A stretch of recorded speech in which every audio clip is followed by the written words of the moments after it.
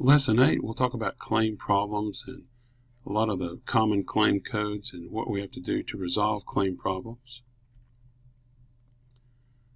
When claims are processed electronically, they go through multiple claim checks. They may be checked by the practice management software before being transmitted.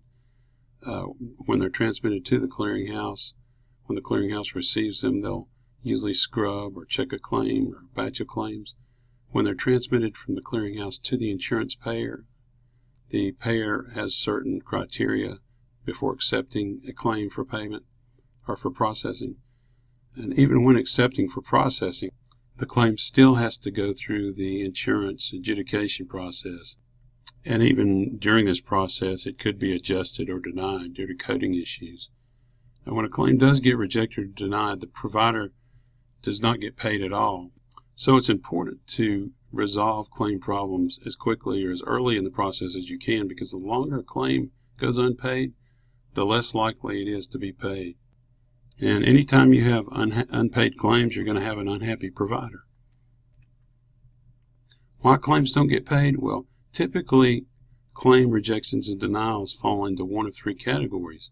There are the administrative type of errors. Those are incomplete information, typographical errors, data mismatches. There are coding errors, and there are documentation type errors.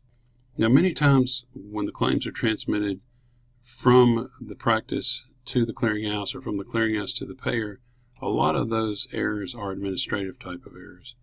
There are also errors that are detected when the claim is being processed by the insurance payer, and those are the codes that are indicated on the remittance advice or the explanation of benefits.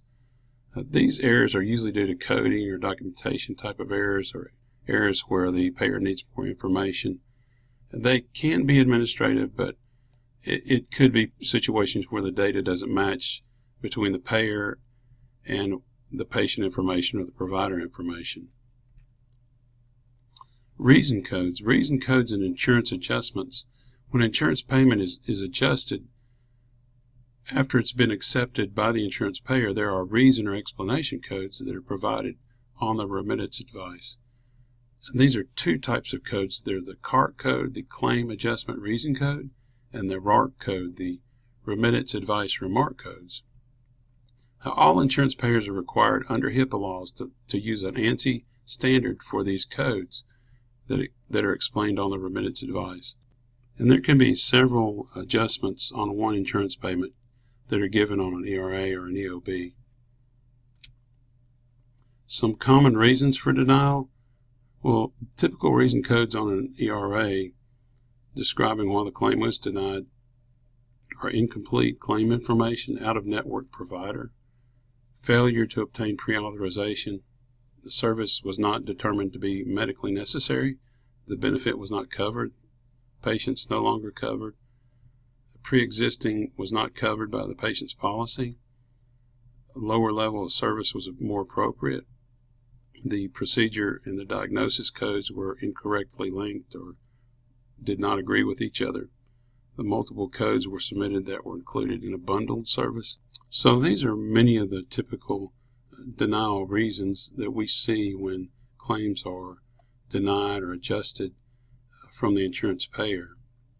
Now, if you don't agree with the reasons, you can appeal the claim, and that should be done with additional explanation or additional documentation. We'll talk a little bit more about the appeal process in just a minute. When errors are detected, the errors encountered at the clearinghouse or when they're transmitted, the claims are transmitted to the insurance payer, don't follow the CARC and RARC convention codes. Payers usually have different conventions and explanations as to why a claim was rejected before they'll accept it for payment. And these can be very cryptic. This can be very frustrating for a billing specialist. I know that's where we spend a lot of time is deciphering those codes and understanding them and looking for interpretation.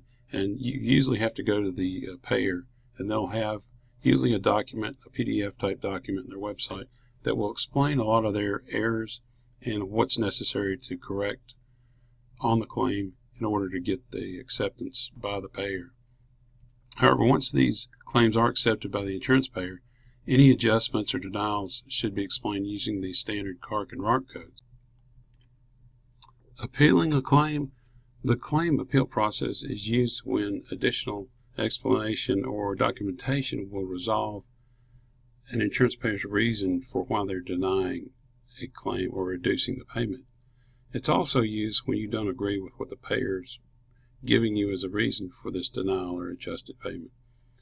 The remittance advice typically will give you instructions for how to appeal a claim, but most insurance payers have different processes for appealing a denied claim or a reduced claim. Some require a form to be completed and signed by the provider. Others may accept just a written letter of appeal and provide instructions for doing that. And still others may have an online appeal process that allows you to upload or send information electronically. Medicare and other government payers, they'll have a different appeal process that usually requires a standard form such as the CMS 20027 appeal form.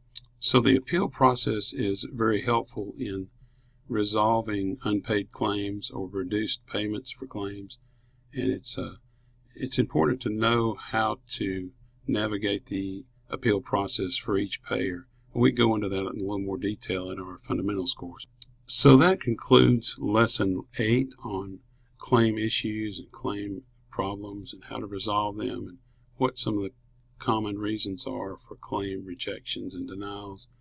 So next we'll be looking at Lesson 9, posting and applying payments.